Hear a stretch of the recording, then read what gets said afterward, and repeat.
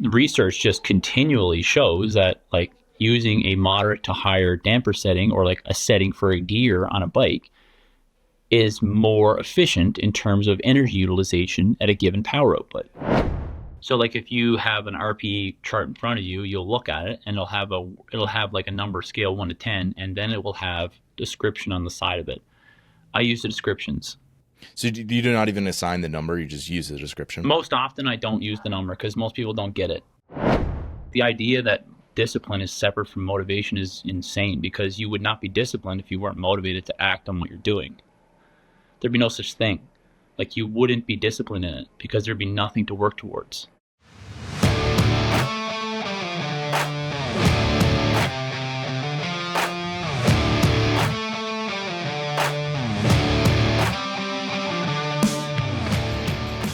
The Fitness Movement is brought to you by Zor Fitness. We offer coaching and individualized program design, as well as educational content for coaches and athletes. It's all one place, zorfitness.com. I think Sam Smith on his podcast, which I don't even know if they do anymore, but he mentioned Spiral Out, and I looked you guys up and found you, and then it wasn't actually until I started listening to the podcast for a while that I like put together like that you guys are OPT and all that. So I kind of worked my way into the connection kind of backwards. Because cool. I up front didn't realize that you guys were actually the ones doing the podcast. So it was I've learned a lot from it. So that was the main reason why. Yeah. Oh, good. Yeah. We've done a lot of different types of episodes. A lot. Yeah. And that was part of the reason why, like, I was like, oh yeah, let me give you a day or two to get back to you on some topics. And then I started like re-listening to episodes, and you guys have put out so much that it's like, it's also like very dense information. Very dense. So yeah. There's a lot that, you can re-dig through. Yeah. Not a lot of episodes, but a lot of information for sure. Yes. Yeah. Which is exactly, I mean, I don't know if you were trying to cater to anybody or you're just doing it mainly for in-house and then sharing it with people, but it was, extremely helpful. Yeah, it was mainly for in-house. It was like a team project. That's what it was for. I feel like it's a good way to think about it too, because then it makes it a little bit more sustainable for you guys. It's like instead of doing like other team things or like team building or that type of stuff, we work on something like that together as a project to put it out. Yeah. And sorry, go ahead. Yeah, sorry. I was just going to ask how many coaches you guys have. Yeah, we have 3 coaches. Myself, and Scott, and Kat. Yeah. And Kat's our nutrition coach too. Gotcha. Yep. So what do you do? You guys have been there for how long? I've owned the business, and now I own it along with Scott, but I've owned it since 2012, and before that I worked for this business since 2008, and because my brother James FitzGerald owned it at the time from while I was working there from 2008 into 2011, and then I bought it from him. But the business officially started, I think it was June 2005, so this is the 20th year of Optimum performance training. Yeah, congrats. That's awesome. Yeah, no, so I've been around for 17 of them. Yeah, so you and your brother James kind of, he's the one who started OPEX, and then OPT was sort of like the origination of all of that. So just trying to give people a connection as to, working back to you. Yes, correct. Yeah, I mean, I guess you could go over like, why don't we just do it for you? Like, for your demographic of like who you're working with right now, like coaching, remotely or otherwise, like who's your like subsections of your demographics you work with? Yeah.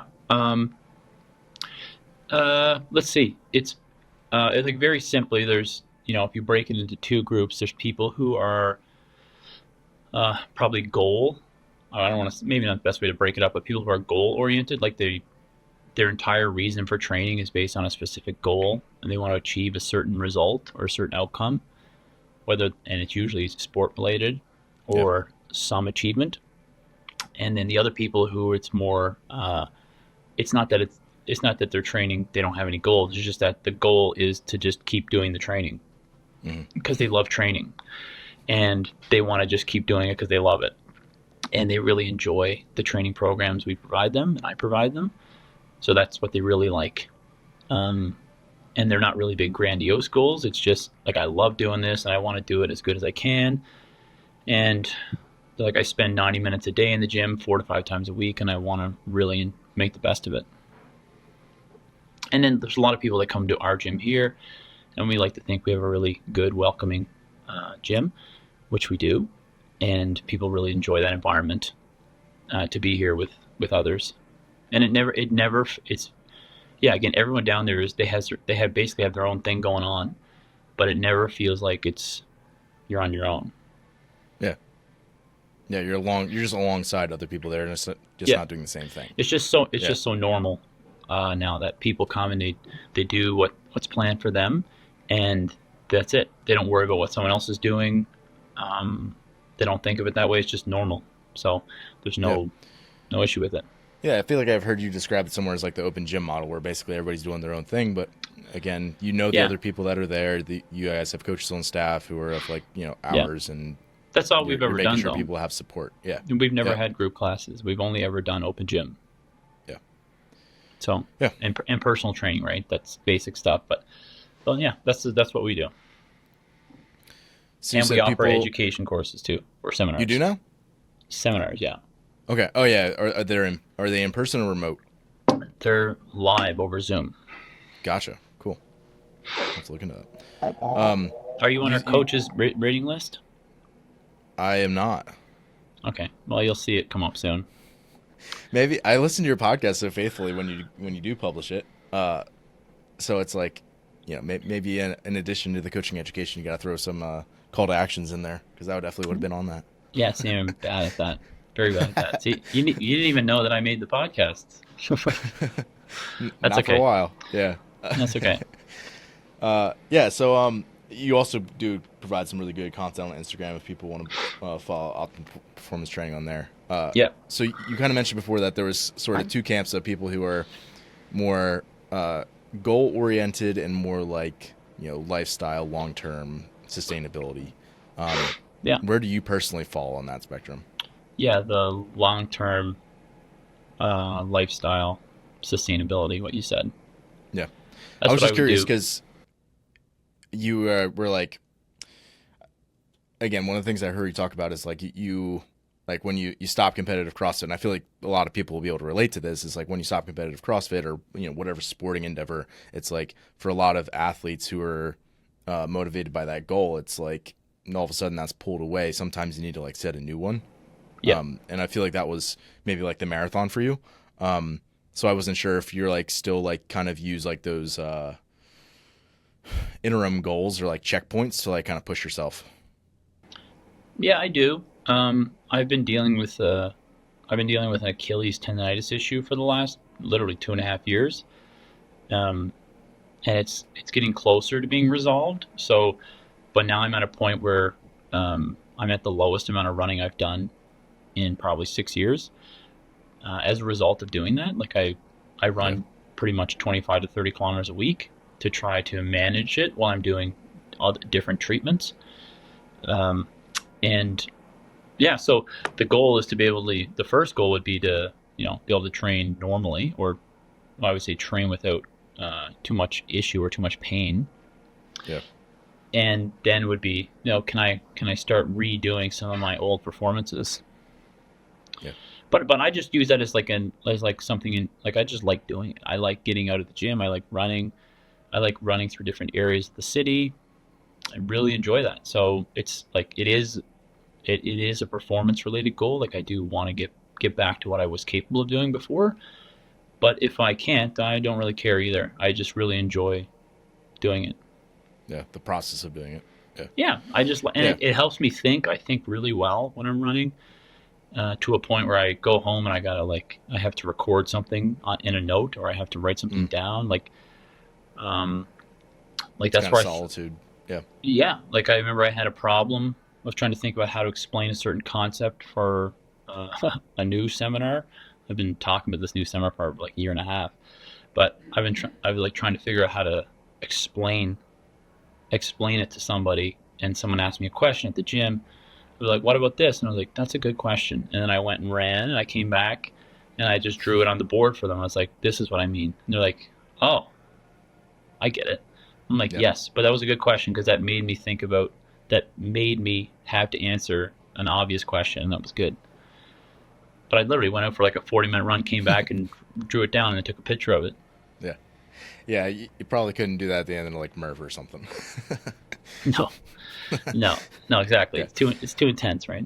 Yeah, I guess that's maybe what I was trying to bring up is like, there's some things that are more like intrinsically rewarding, and I think maybe that depends a little bit on your essence too, is like, not everyone's just going to enjoy going out for a run, but yeah, if you do, it's one of the things that's going to keep it sustainable. Yeah, and you can also think about, you always think about that, right? Those modalities like that, like running, swimming, and biking, as an example, like the three main endurance sports. Not the only ones, but the three main ones are like cross-country skiing. People can do those modalities their whole life, right? They can start it and never stop it. And the thing about it is that the modality itself provides such an experience that it's not boring, right? Like, imagine you could pick only one movement in CrossFit to do for the rest of your life. Yeah, running. You're only going to pick cycling or running. That's it. Yeah, cycling or running. Yeah, that's all you're going to pick. You're not going to pick any other modality, right? Because the modalities in isolation are actually not very experiential. They're not that enjoyable, and it's like CrossFit is definitely the definition of the sum is greater than its parts. Yeah. Where if you just look at things individually, it's actually really boring. But it only comes together when it's done right. Yeah, so I'm going to read a statement, and we'll see if it triggers you. I think it will. And then I'll just let you go from there. Okay. Motivation may get you started, but discipline keeps you going. I'd just be curious on your thoughts on that. Yeah, I think I've been over that a lot, right? Is that people just don't, I think whatever that statement would mean that like the person just, they don't understand what motivation is really, right? And I remember I shared an article from Greg Everett. It was an older article, I think, from Greg Everett he'd shared or something. And I can't remember when it was, but it was a little while ago. But he's like, the idea that discipline is separate from motivation is insane, because you would not be disciplined if you weren't motivated to act on what you're doing. There'd be no such thing. Like, you wouldn't be disciplined in it because there'd be nothing to work towards. Yeah, and I think one of the things that like you've talked about extensively is the fact that if you're an athlete, you have to have that sustained motivation. You're just not going to do it. Yeah, and the simple thing with like people talking about being disciplined, like and not understanding how motivation works, they're being disciplined on something that they're trying to achieve. Okay, try being disciplined on something you don't want to achieve. Try it. Just think of something you're like, I don't want to do this at all. Now go be disciplined on it. You won't do it. No. Because you're not motivated to achieve it, and you're not motivated in that task. Right? But people they have a very like surface level understanding of what motivation is, and you would think about it in terms of emotion or energy. That's not it. Right? That's not motivation. That's maybe an aspect of motivation and what it feels like.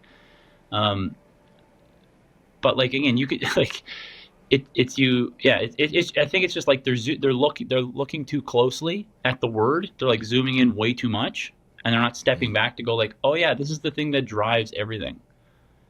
Right? You could just do like, you can go to ChatGPT and ask ChatGPT, are incentives important for action? And they'll be like, yes, incentives are very important for action. Yada yada. Here, and like, provide me an example in economics. And they're like, go. And then you would go, okay, so are incentives somewhat related to motivation? Yes, incentives very much produce motivation because they incentivize people to act, blah, blah, blah.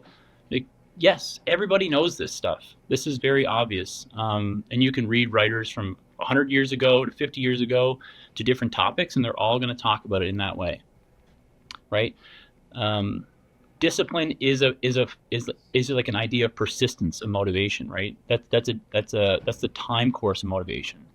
There's an intensity to it, right? There's a direction, and there's a duration of it, right? So the intensity is like how intensely motivated are you, and it usually can be seen through the observable the behavior. Usually, the direction is like what are you motivated towards, and the duration is the persistence aspect of what is it like.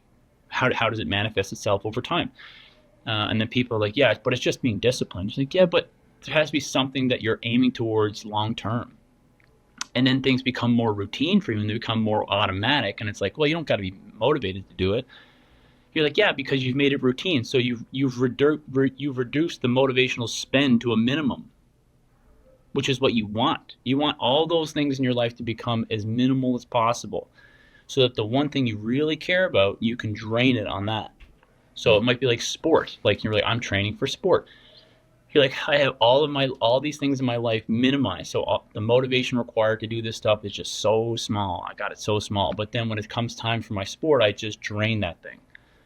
But if you're draining it like twice as much in all the remedial tasks, you can't drain it as much on the thing that matters. Yeah. Is that tied to RPE as well? And maybe real quick, just go over what RPE is if people don't know. Well, in a sporting context or exercise context, they are connected, right? Day-to-day life, it's I think more harder to connect those two. Fair. But it is like you still have like day-to-day activities, and like even some simple things is like, would you, like if you're sitting down and eating dinner, would you be willing to get up, and like go outside and just like, oh, I'm just gonna go shovel the snow off the patio because that's where I live. No, I wouldn't care. But if my son or daughter was like, hey, Dad, I want to go outside and shovel the snow with you, I'm like, all right, I'll do it because I'm motivated to act because they want to do it with me. And then I understand I'm willing to give the effort because it's going to satisfy the goal of spending time with them. So that's like a simple example of a life thing. But RPE in the context of sport is very connected to motivation, in my opinion, and mainly from the opinion of Samuel Marcora, who, if anyone doesn't know who that is, I'm sure a lot of people don't know who he is, but he's probably the maybe most popular scientist to push that idea of the connection between motivation and RPE and how they work together. Perceived exertion. It's just like a sense of how hard and strenuous the task is, or how hard and strenuous you're working. And it's based on your brain summation of the motor output to the working musculature and to the breathing musculature as to how hard or strenuous a task is. And it's a feed-forward system, so your brain derives, or your brain sends the signals to the working musculature to work, and it also sends signals to the sensory area to tell your brain how hard you're working. And just for a really quick example, so it's not your legs telling your brain they're working hard, it's your brain telling your legs to work hard, and then your brain recognizes how hard it's telling them to work. And then athletes should become very attuned to that, and they should become very attuned to their RPE, and then like how they respond to different intensities, and more so than anything, how it changes over time during a task. That's the most important aspect of it, as to how to project into the future. And this guy Ross Tucker, for a different reason, had an idea. It's called like RPE anticipation, which I thought that was a really great term, is to know how things are going to move into the future.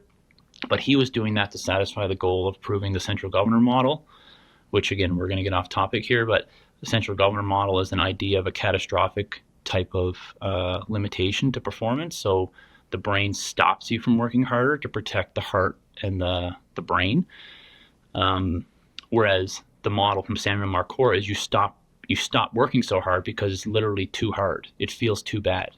Yeah. But then like on the other side of it is like, yeah, you do stop because it feels so bad, but there is a limit, but it's not because your brain is like, it's very nuanced, right? Because obviously like a system, like an evolved system, like your body or a design system, whatever you think, is not just going to explode if you work hard. That would be a really shitty body. It's like, imagine you worked really hard and you just died the first time you did that. That'd be very bad. Um, Yeah. But I feel like one of the things that you've talked about yeah. is, this is very different if you have someone who is, a 45-year-old accountant who's Yeah. coming to your gym and doing a 5K time trial versus someone who's running the Olympic trials. And maybe that's just like that baseline level of motivation to the task. Yeah, and then that's a simple example. All right, another way to it's like when people talk about motivation not really mattering in terms of behavior and whatever, you have to think of a reverse example and go, okay, find someone that's not motivated and get them to do something. Get them to do something productive. And I like using analogies. I'm like, but people who talk about motivation not mattering, it's like people who are billionaires saying that money's not that important. You have so much of a resource, you don't even understand it. You don't realize you have it. But try not having it. Try, and the easiest way to do that is to take someone who is motivated and get them to do something they hate. Do something that you hate, and keep doing it. Let's see your discipline. Let's go. But you won't. You're going to stop doing it. You're like, this sucks. I hate this. You're like, but I thought if you worked, it just came. It was just like, motivation follows action. It's like, you're not actually motivated. You just start doing things, and then things happen. It's like, well, yeah, I get that, but try doing something you don't want to do, and keep doing it, and do it really intensely. It's going to be very hard to stay on task because your motivation to do it is very low. And so like the effort required to stay on task is going to start matching that ceiling of motivation. It's going to like, I don't want to do this. I don't want to do this. Right. And so the motivational intensity, or the potential motivation, I should say, sets the ceiling for how hard you're going to work. And so if the potential motivation for something, like let's say, go to the library and read a random book, like, okay, I want you to stay there for 8 hours and read this book you hate and just keep reading it.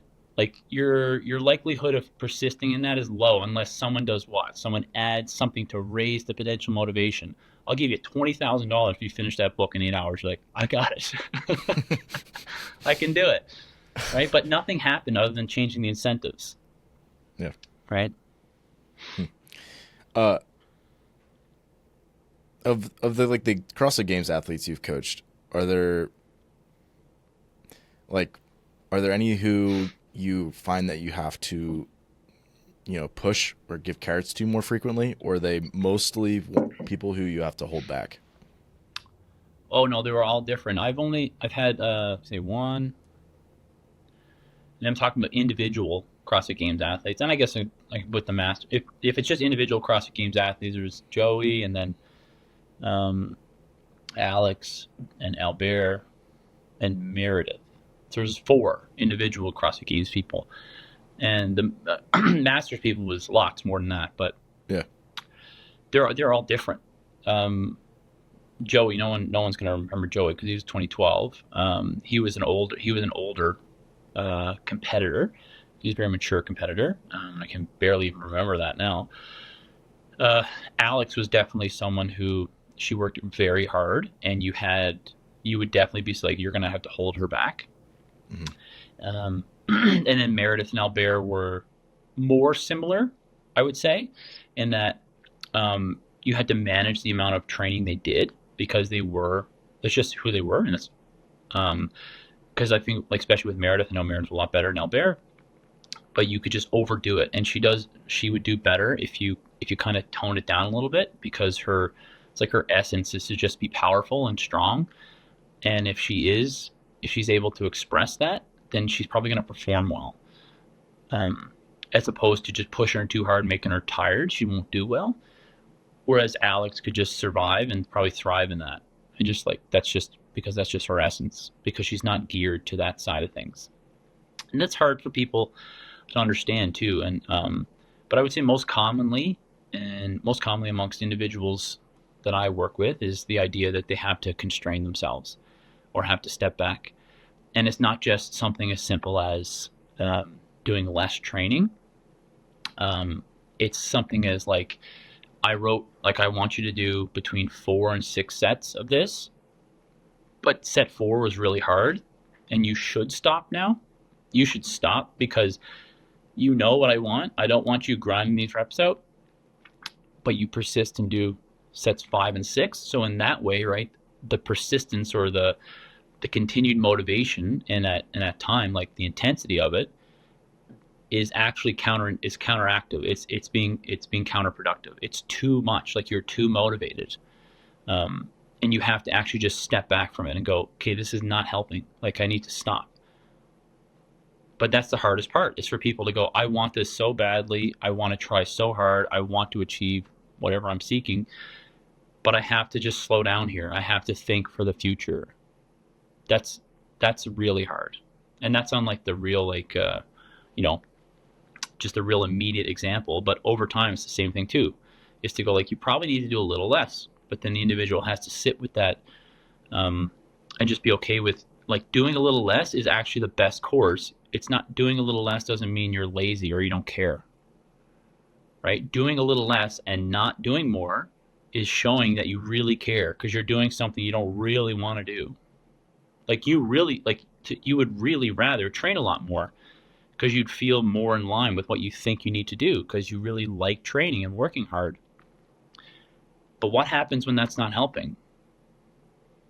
Right? What happens when that's helping? Especially when you get athletes over 30 in CrossFit, or men like in their late 20s even could be in that camp, right? You probably do need to stop doing so much. You probably need to just do less in whatever way that is, right? Yeah. But that, for some people, that's really hard to do. Yeah. Versus on the other end of it, people who are not motivated, that is not the problem. The problem is not you're doing too much. The problem is you're not doing anything. Yeah. And or you're not willing to try hard, like, at all. Yeah. So what are we doing here? Yeah. Yeah, and I guess for those people, they'll just never get to that level. Like, and likely they just either don't have to. Yeah. They don't need to, right? That's fine. That's usually an honest discussion of what they're trying to achieve, right? Yeah. And like I said, some people who are, and like you initially asked about clients we had, people who aren't goal oriented. Yeah. And I don't want to say that. It's like they're fitness and lifestyle type individuals. They're doing it for longevity. They don't need to get that. But then when you go back to the discussion of motivation, and they're like, you can sense that these people they don't have a high ceiling on what they're willing to do. Their willingness to act is not maximal, right? It's moderate. So you have to design the training to suit that. You can't design training asking for maximal motivation scenarios when they're not going to give it. Or you can design it, but then expect it's not going to happen. Yeah. Right? And specifically, it's not usually in the context of lifting. Usually it's easier for people to do that because it's less affected by that, I find. It's more so if you have things that are going to be challenging in terms of recovery, like work capacity stuff. If you have to do work, rest, and they're really hard sets, or it's like something of a continued output for an extended period of time, as soon as it gets to a point where they have to decide, am I going to keep hanging on to this? They won't. So it'd be your best interest as a coach to try to design it in a way that doesn't put them in that scenario, because that's not the goal. The goal isn't to push them to be an athlete. They're not asking to do that. They're not asking you to compete. They just want to enjoy training. But you have to understand how that works and how that connects to intensities.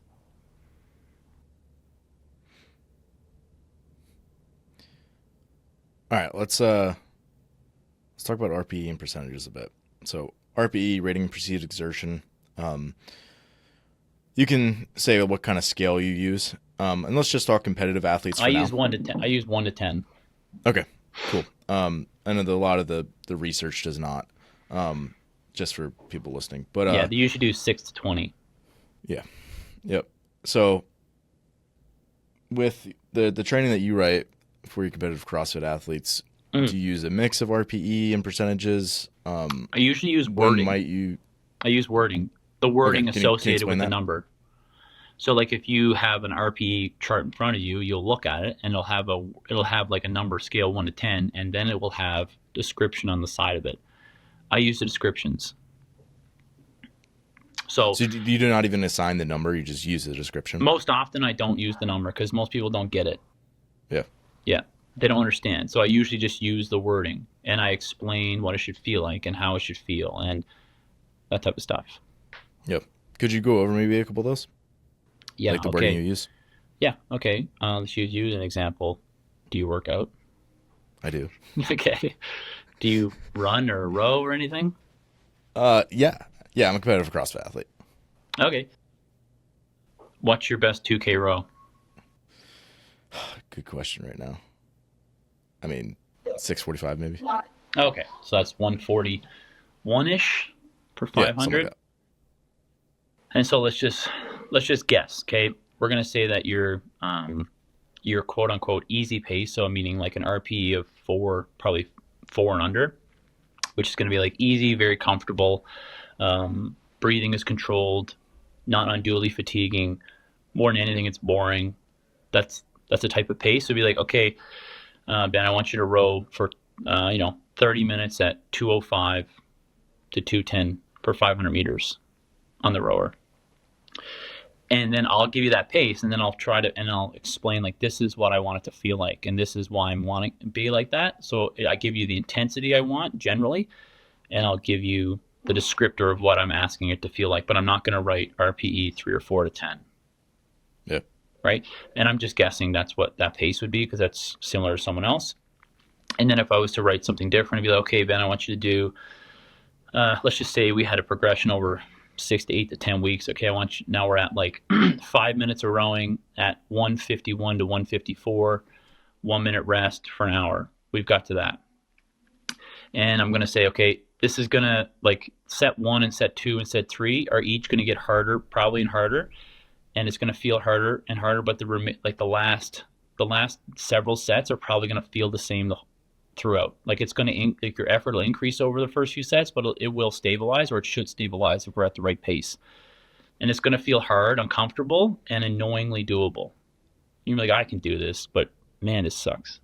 Like your breathing rate will be high, but it's not going to keep going higher because it's meant to be a sustainable design.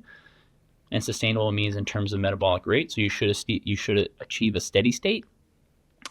But it's going to feel hard, but it's not going to get to a point where you can't do it. And you're not going to be burning up too much. Your arms aren't going to burn too much. Your legs won't burn too much because that's not what's going to be happening as of the course of the intensity prescription.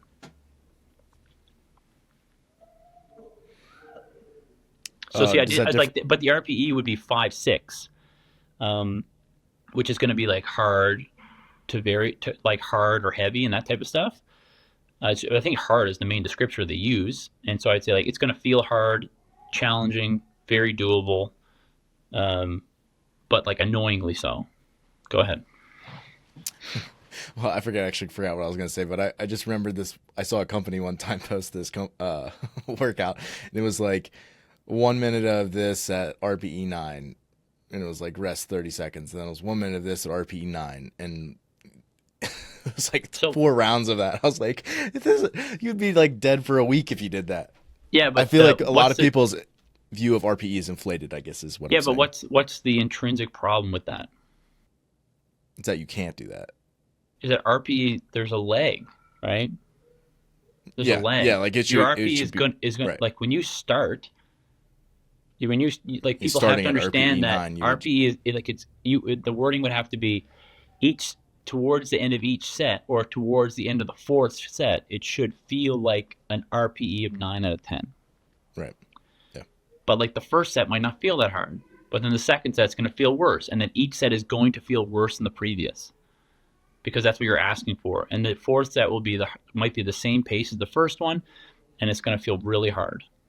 Yeah. So then in those terms, I usually say very high effort, but a repeatable effort. Like I want it to feel hard, be hard, but I want you to repeat the effort. Generally, are you looking for that for CrossFit athletes like sport work, that it's hard but repeatable? That's the most common prescription I would say I would give, is that high effort, repeatable pace, because you're always trying to reward that, or not reward that, but condition that in people, is to figure out how to do that, because Like you want them to understand the behavior of, like I was saying about RPE projection into the future, like how is it going to feel moving forward, and because RPE is the most real thing of how you're going to do, you want them to be able to have some idea of, like, at the 40-second mark, like an imagine test is a 15-minute AMRAP. Okay, where am I at? Where am I at? At 2 minutes, you're like, am I at? Yeah, okay, this is about right. This is the pace I gotta hold, because they're like, in the last few minutes, I'm gonna be near 10 out of 10 holding this pace. That's what you want from people, and a good way to do that, right, is to have them practice doing that in training, right? Really novel concept is to have them, practice it. But yeah, you would have to do multiple sets of variations, but then always asking for, like, I want you to do this as repeatable as possible, meaning it's going to be very hard. And I would like the word, like, I'm not using this wording, but the way I would think of it, right, is there's a scale of repeatability, right? And usually I'm asking for near max repeatability. So what's the highest threshold of repeatability we can push in terms of pacing?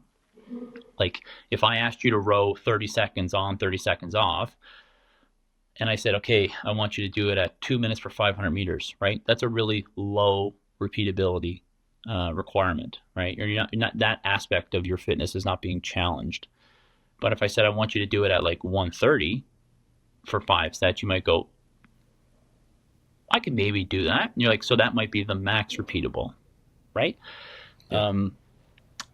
But if that was the task, then that's a good training scenario for you if that's what you're trying to do, versus you doing like 122, 124, 127, 131, 136 for the last set.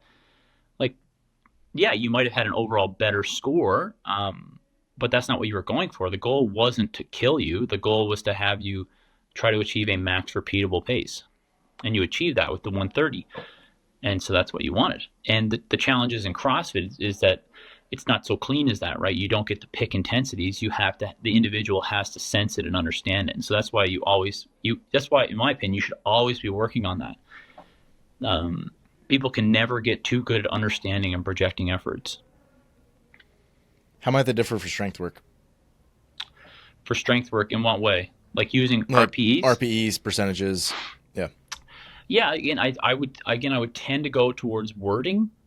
Because that's what I feel people understand. Now, most times, there's always still user errors and just design errors on my part, prescribing the wrong thing or the wrong weight, or thinking like underestimating it, overestimating. That's always a problem with design.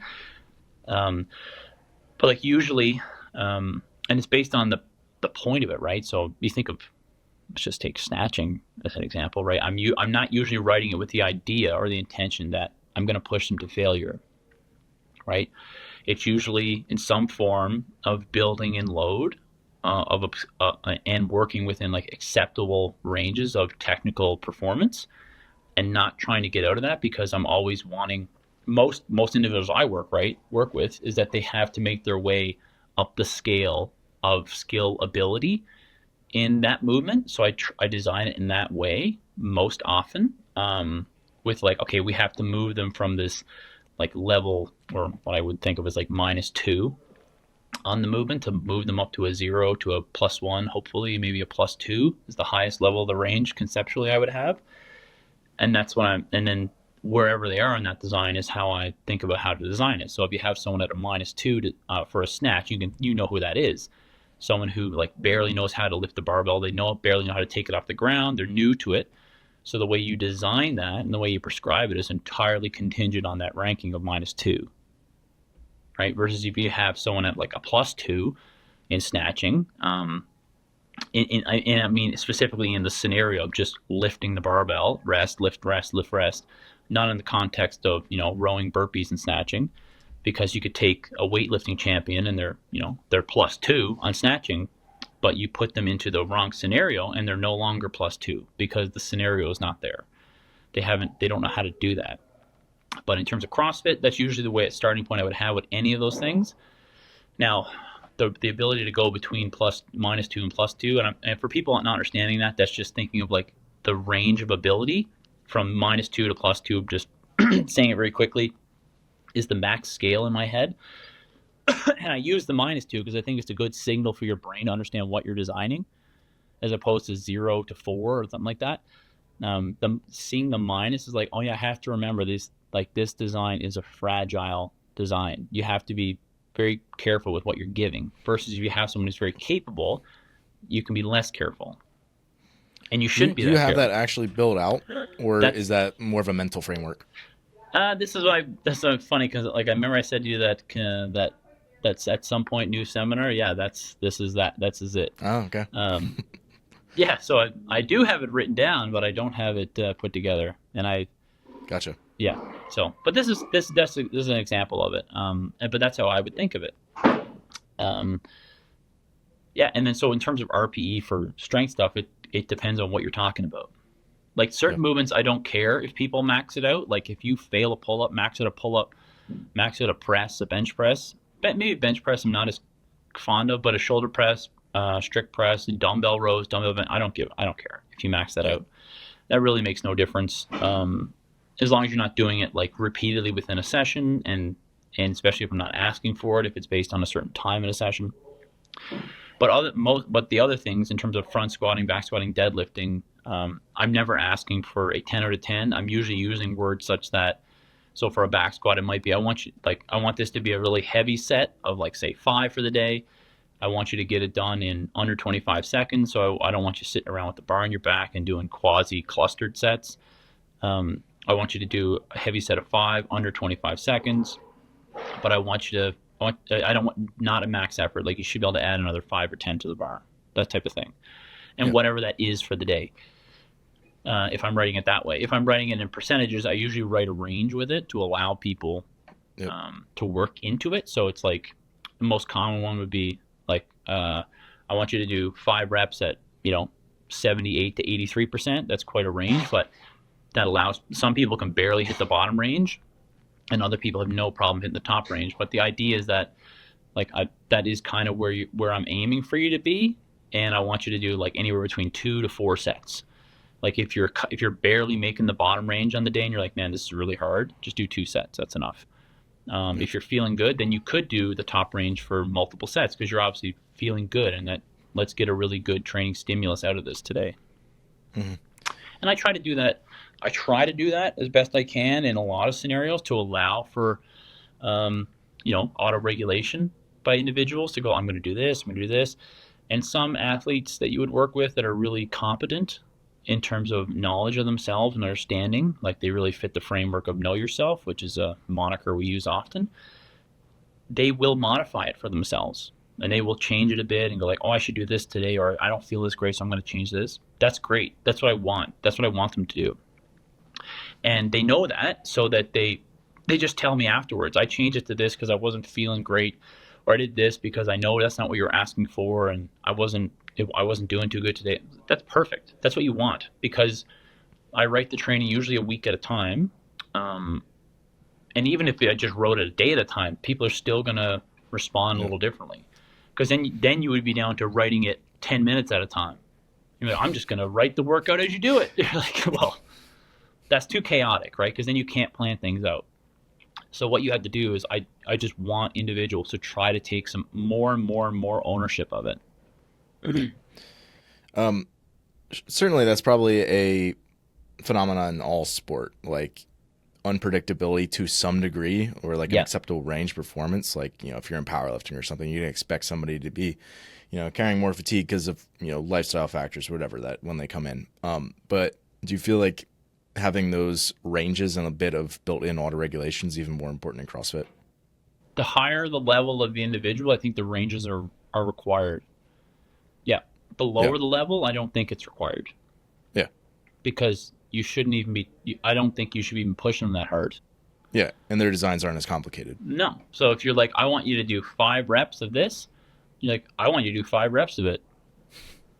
Just do it. Like, it's because we're not really managing fatigue per se, because you're not doing that much.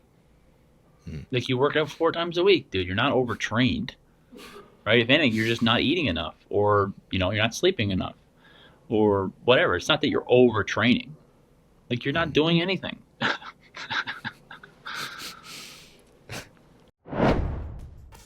Do you have a topic that you'd like to request as a future show? or just a question about training, reach out to me. My email is ben@zorfitness.com, or you can DM me on Instagram @zorfitness. Lastly, head over to zorfitness.com if you want to browse all of our previous shows with in-depth show notes, as well as educational content for all things training. Let's talk about damper setting a bit. Damper? And yeah, damper. So, I feel like normally I would not, with somebody of your experience, I feel like I wouldn't normally bring this up because I feel like I haven't really thought about this differently in a long time, but hearing you talk about it, I want to re-question things, and that's I think a helpful thing maybe. So, how maybe do you help? What do you mean hearing me talk about it? What do you mean hearing me talk about it? I'm just curious to know, yeah, your process for figuring this out. Like, no, you said that you're hearing me talk about it. Did I? Oh, did I mention not necessarily somewhere? damper setting, but duty cycle. Oh, okay. Yeah, and that can relate maybe to something like damper setting, especially if it's on something like a bike with gears. Right? Okay. Like it changes your RPMs. Yeah. Or like your stroke rate. Yeah. Your strides per minute, that sort of thing. Yep. How do you maybe like think about athletes? Yeah, like how do you help them figure out where they should be? Okay, so with I would say again, just starting back to the basics of learning to row. I just let people look at the stroke, look at the way you want it to be done, and then go, okay, try to emulate this, and then work on it and work on it and work on it, and then you have to allow the individuals to figure it out, right? Because if they get it on their own and they get to where it needs to be on their own, they'll own that. They're like, this is the way I did it, and I get it. I understand what I'm doing here. Versus if you're always their brain, if you're always replacing their brain and their sense of awareness because you're telling them what to do all the time, then you're maybe, initially it might be faster, but are you taking something from them in the long run? Like, are you taking the ability to them to go, I can figure this out and I know how to do it because I've done this over and over and over, and I'll just figure it out and I'll learn the best way to do it for me, and then I'll work on trying to make that better and trying to make my movement more effective, right? Yeah, so like with rowing, again, the initial point is like, first, learn how to row a lot, learn how to row at a lot of different paces, and learn how those paces manifest themselves in terms of RPE based on different times. Like, that's still the most important aspect of it, right? So like, learn how to have a proper and smooth row stroke, and the smoothness will come over time. But I do think that I definitely allow people to set the damper for themselves unless they're doing something a bit odd. Like if you had a bigger guy and he's rowing at like a damper 3, I'd be like, you shouldn't do that. You shouldn't do that. And So or vice versa. If you had a smaller female and she's rowing at a 6 or a 7, you're like, you probably shouldn't do that either. You should move down. And obviously, the concept too the rower has a damper setting, like a projected damper setting, but it's still just going to come down to, I think, what the person feels best doing, right? Because the best thing to it's hard for people to understand that, but whatever allows for the lowest RPE at the set pace is the best option. Now, there is such thing as being like a preferred pace. So you have your preferred stroke rate or your preferred damper setting on a rower or a skier or a bike erg, and this is what you're used to. So any deviation from that is going to feel different, right? And so you may need to spend more time doing it to actually it's not going to be a quick aha. This actually does feel easier right away. You may need to train it a bit and go, okay, this is actually a more effective damper setting for me in this scenario.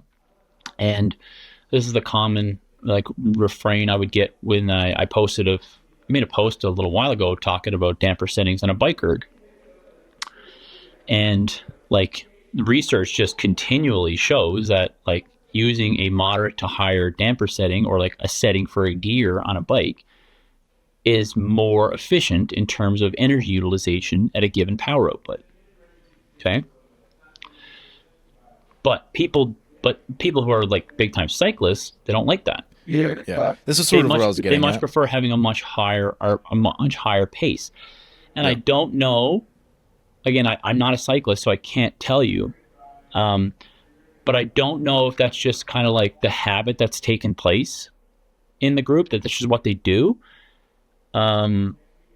Versus like, have you actually just tried doing it the other way? Because again, I can go downstairs right now, and I can go use myself as an example, and I can bike at a set pace on the biker. Let's just I'll pick a pace that's a high effort but sustainable. So like 155 per kilometer.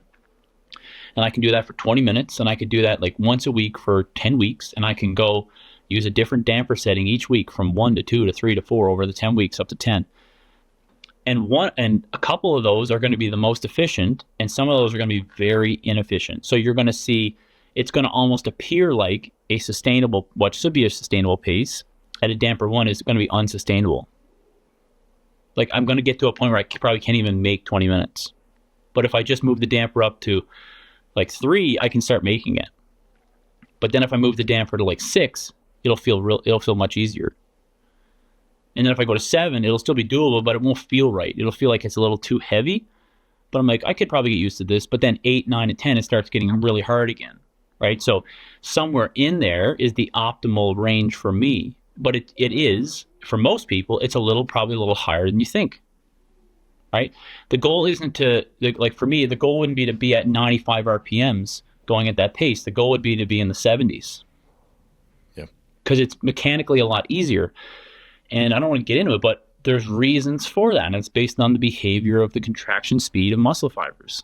And that's just the repercussions of doing that. Yeah.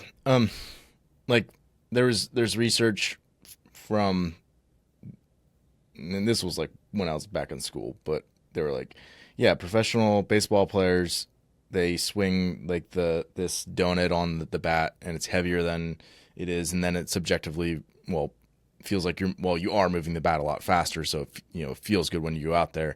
But the science showed that if they went out and swung like a really light bat, like a wiffle ball bat, that when they went and swung their normal bat, it was overspeed, but it felt slow to them. So a lot of professionals still use the donut, even though it like isn't matched by the science. Where maybe it's like a similar thing in like the cycling community, where it's like, science is saying that if you're in a higher gear, like a bigger chain, that you're going to be at lower RPMs, and that should reduce your RPE. But, people in the community, they, like, just being at the higher thing, the, higher cadence. And maybe in part too, like, and this is my subjective experience, is like, if I'm actually cycling on land, there's a lot more like terrain variance. Yeah. And that and it also requires just like more like micro accelerations. And I guess that's also true in like a group, like a peloton. Versus which is when you're harder sitting on to a do biker. at a Correct. lower gear. Yeah, it's right? harder to accelerate a bike when you're at a low RPMs. Yeah. Where if you're at a much lower cadence sitting on a stationary bike, you don't need to accelerate unless you're towards the end of the event, and then you can you know where you're at. So yeah, I don't know. But again, in terms of constant workload, right, on a bike erg, right, or even on a bike trainer, you will, based on all research I read, you will do better if you put the gear slightly higher and reduce your RPMs down a bit. Like if you're used to doing 95, 90, like try doing 80, 85 and train at that. Yeah. And also I think that's because again, like in a sport like if you're done with cycling, again, that might be irrelevant because like you're talking about, it's like, well, I want to do it like this because I have to get used to training and practicing and racing. It's like, okay, fine. But in a sport like CrossFit, there's very little argument. You're like, you should do what is the absolute most economical way to do this. Yeah. Because you're on erg, you don't change gears on, you just speed up, slow down. So you want to get it so that it's as easy as possible. Yeah. Go ahead. I was just gonna say, I think maybe too for CrossFitters. I mean, they're so used to being on air bikes that have no gears, and those Yeah. are at a pretty low RPMs for the most part, especially if you're a female. So it's like you should already be used to that slower turnover. So that should Yeah, and like then, most and then most women are also, doing most echo bike stuff in the range of 55 to 65 RPMs. Yeah, yeah. So very low. And guys are like not only 10 RPMs higher on average, like Right. 65, 75 is where they spend the bulk of their echo bikes time. Right. So then also, like, not only would that higher damper setting on something like a C2 bike potentially have performance benefits to just that, but then it would also translate, because a lot of people, tend to use the C2 bike for a lot more like aerobic stuff, right? So it's like they can sit on that and text if they want or whatever, right? So Or it read allows books, them. read books in Yeah. the case of our gym. Yep. So it's like that would also then translate back to the air bike, which is used more frequently in in-person competitions. And It may be. hopefully maybe, yeah, but it could have Maybe. a better carryover as well. Maybe, yeah. Yeah. All right. One more thing I want to touch on here. Sure. It's just hard work versus easy work. Mhm. And how much, again, for competitive CrossFit athletes, how much of each you might give them. Yeah, again, it comes down to the schedule and who you're talking about. If people have a really free schedule, and they can do a lot of training, and I feel like they need it, I will give them multiple sessions per day, like 2 sessions a day for some days. And on the first session, they may just do, especially if like it's summer, they'll probably do like some easier running, and then we'll progress that out from like a starting point to what I think is like a max volume for them. And for most CrossFitters, it's literally like 20 kilometers a week is probably max in terms of running volume. That'd be a lot for a lot of them. And most times it's less than that. And then, or you would do it on an erg, right? But most often with people, that's not the case. Most often, they have jobs. The people I coach, they have jobs. I don't think I have any. I'm not thinking of it, but I don't think I have any clients right now who are not working or are like 100% on just training. And so most of them, you have to work around their schedule, right? So you can imagine if you work from, 8 a.m. to 5 p.m., you could, conceivably do training in the morning, but that means you're getting up at 5 a.m. and you're training until like 7 and then getting ready and going to work. And that's assuming that means you don't have kids if you're doing that, because you're not doing that if you have kids. And if you are, then you're not doing it after work. So unless the goal is to get divorced as fast as possible, then you could do that. But yeah, it's just not a viable option for most people. So the way I would use easy work is I would design it into the intense work, right? And I would use it to maybe improve the context of the design. And something I've shared through my seminars, and I know someone like Sam obviously likes it because he talks about it and shares it. So something would be in like an example of, instead of doing, for people like that who are limited on time potentially and they want to be competitive, this simple example, if you're like, hey, instead of doing 20 unbroken pull-ups every 4 minutes for 5 sets, let's do 20 unbroken pull-ups and let's just do some easy shuttle running in the rest time. So it's actually not rest. It's like you're going to end up doing the pull-up design. So I think of 3 things, right? You're going to get the volume in that I want you to get. You're going to also get some running volume in, which we want you to do. And you're also going to get the added benefit of the context of the pull-ups. Like you're going to increase the slight challenge from a slight increase in fatigue, and you're not starting the pull-ups from quote unquote rest, right? You're starting the pull-ups from running into the bar. Now the arms are starting from rest. The arms haven't worked per se during the shuttle run, but the cardiovascular and respiratory system have, right? And so it's constantly delivering blood to the working musculature during the shuttle run. And then you jump up on the pull-up bar, and then you start doing the pull-up motion, right? And so your cardiovascular system has to adjust and adapt and start delivering blood to that. which is obviously much more akin to what CrossFit is, right? You go from one movement to the next, and the movements and the muscle groups are different. And so that's what your cardiovascular system has to do and has to adapt to quickly. And so I just call those work designs. And then so the next level would be like, okay, well, now let's put the running at a different point. And now we've progressed it up to a point where we're doing 20 pull-ups, 20 chest to bar every 4 minutes for 5 sets, but now we're doing with rowing.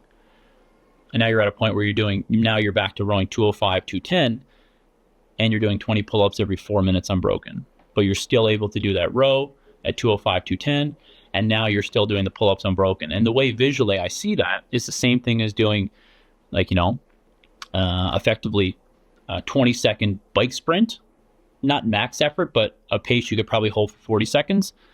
And then you're going to do 3 minutes and 40 seconds at a slower pace on the bike. That's effectively what I'm conceptualizing it as for the arms. When you're doing 20 pull-ups fast, and then you're doing 20 or the remaining time on the rower at an easy pace, right? You're doing arm sprints and then arm easy. That's what it is, right? But if you're to measure what the desaturation is and where it's coming from, it's obviously coming from the upper body mostly. And then you're going onto a machine that allows for a lower intensity, sustainable metabolic rate for continued contractions. And it's a good way to develop work capacity in the limbs, potentially, right? As opposed to just doing work rest of 20 pull-ups every 4 minutes for 5 sets, in which, there's nothing wrong with getting good at that. And even just saying, let's do 21 every 4 minutes for 5, 22, 23, you get to a point where you can do more and more. And that's good. But the context of the sport is not like that. It's not, you're rarely starting pull-ups from rest. You're starting pull-ups from something else. Right, so to me, it's a good way to add context to the training and to basically sneak the easy work in.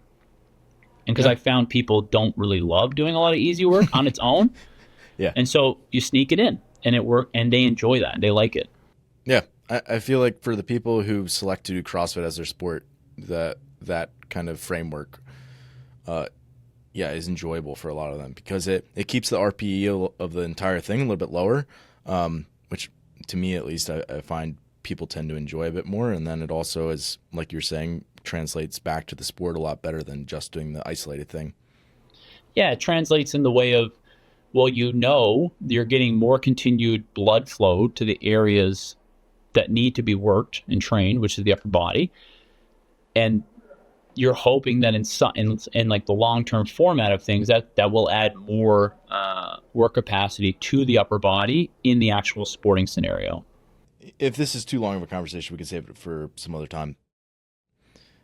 There's one of the things that is interesting is that certain types of athletes obviously struggle with unique things, and some of them, the mixed scenarios are way more challenging. Like, I'm an example of an athlete who you will look at my time trial data and be very unimpressed, but I tend to do fairly well in the sport.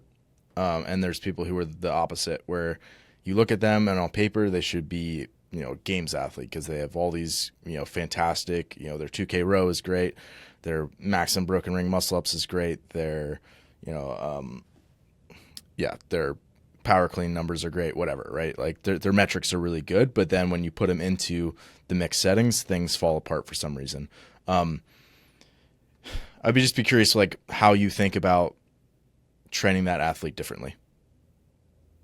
So really quickly, it would again, I have to use generalities here to make any sense of this. So we could just say, okay, is that athlete hardware limited or is that individual software limited?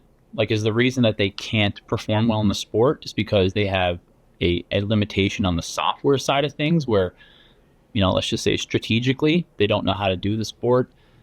Again, which relates to pacing. They pace novel scenarios inappropriately, which obviously means they have a poor understanding of RPE. They don't understand how hard they're working at any given time, and they can't project that out.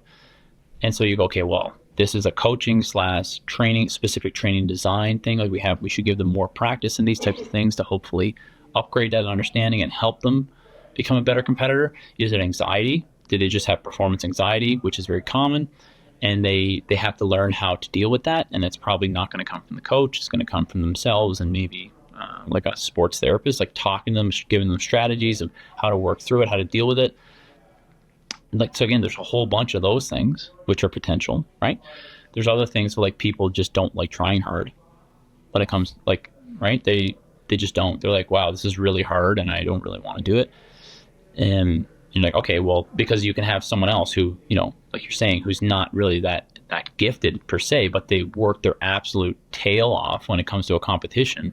Those people are hard to beat.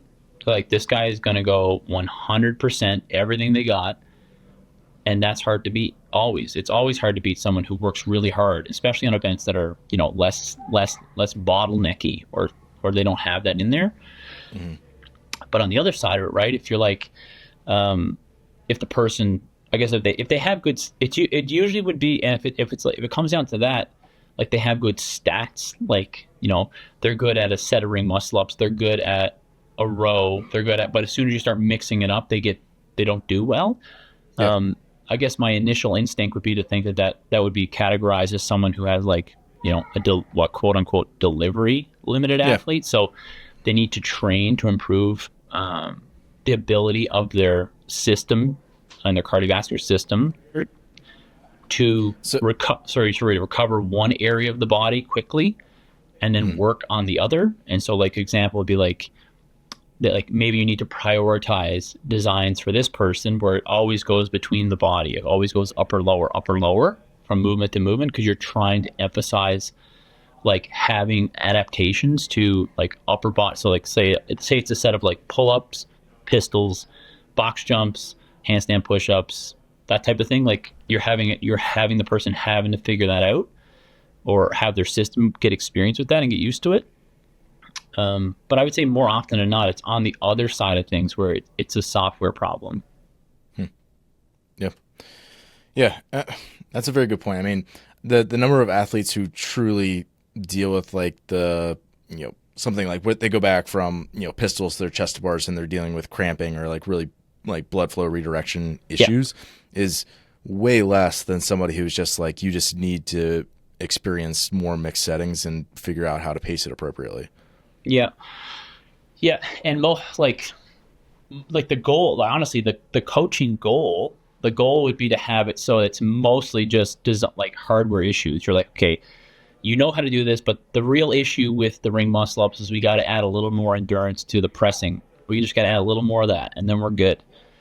Like, that's a great scenario to have, right? It's like, okay, well, the reason that you didn't finish this one is because the grip fatigue was a little too much, and we just got to work on that. And those are the really great athletes, because they know that, and they go, okay, I just got to work on this, and if I work on this, as soon as this comes up again, I got it. Versus people who don't think that way, they don't have the self-confidence or the self-efficacy to think like that. They don't believe that. They could do the training they need to do. They could experience the exact scenarios they need to experience, but they don't download that into their brain. They don't download that as, like, this is what I need to do. This is what's going to make me better. They don't have that self-efficacy of, like, this is productive stuff. I'm getting better doing this. They don't think like that. Right? Whereas if you gave, one of my favorite CrossFitters, like Brent Fikowski, who recently retired, he won't talk like that. He'll be doing things like, this was good, this is what I got to do. This is going to help me here. Yeah. And he believes it. And that's what you need, right? You need to have it exactly like that, where I'm working on this, and I'm going to get better at that. And when the time comes, I'll be there. But some people you can take them right to the water and they're not going to drink. And it just is that just is what it is, because CrossFit allows a large and a wide array of people to compete. And in many different sports, it happens, right? You take people from a lower level, like in any other professional sport. So my favorite sport is hockey, which, like, coincidentally is the best sport. So it's good that that's my favorite sport. But anyway, like, you can take guys from the lower levels who are really good, but as soon as they get to the top tier and things really start mattering, the context messes with them and they can't play anymore and they get washed out, because they were only good amongst a certain level of competitor. But once they got put up with the best competitors, things didn't work so well anymore and they couldn't adapt. And then they were out of the league. They're gone. right? But like this is that again. They're not doing anything wrong. It's just that is what it is. But a lot of, and again, because I think CrossFit is very much a social media sport. People hate that. They just hate the fact that that's what the reality is. Like, you're just not good enough, and that's okay. Like, I'm not good enough either. I wasn't good enough, but that's what it is. And it's not your coach's fault, and it's not your fault. Well, it kind of is your fault.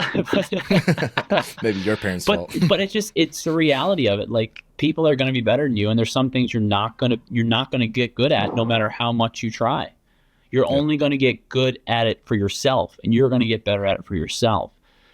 But that's not what sports don't care about that. They don't care if you got 10% better if you needed to get 50% better. It doesn't care. It's like the standard is here, and you can't do it, and that's okay.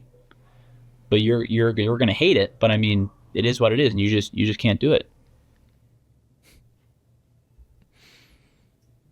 Yeah, but I think that's, I mean, part of coaching is like being honest with athletes, and cutting through all the noise and helping them do that too. Yeah, you can be honest with them when they trust you. And if they trust you, you should be honest with them. And then they should know that you're being honest because you're trying to help them. Right? And you're trying to set them up for success in whatever that means, right? And there's lots of athletes I work with and I have a really good relationship with, and they just trust me. And so if I'm like, I think you should do this, and this is what you should do, they'll be like, yeah, I think so. Or because they trust me, they'll be like, no, I think I should do this. And they'll be like, okay, well, okay, if you think that, then I think you can do that, then we can do that. But they'll only say that if they trust me. They'll only disagree if they're like, I know I can disagree with him and be fine because he's not going to get mad or something. So yeah, that's the beauty of coaching, right? Because we start this conversation talking about motivation or something, and then we end on something completely different because coaching is so vast, right? There's a lot to it. Well, I appreciate you taking the time. All right, man. Well, thanks for asking me to come on. Thanks for listening today. If you're someone who just started listening to the show, I would encourage you to subscribe so you can stay up to date. If you're someone who's been listening for a while, I would encourage you to rate and review the show. And lastly, the best thing that you can do to support our work is also the best thing that you can do for your performance. And that is by hiring one of our coaches.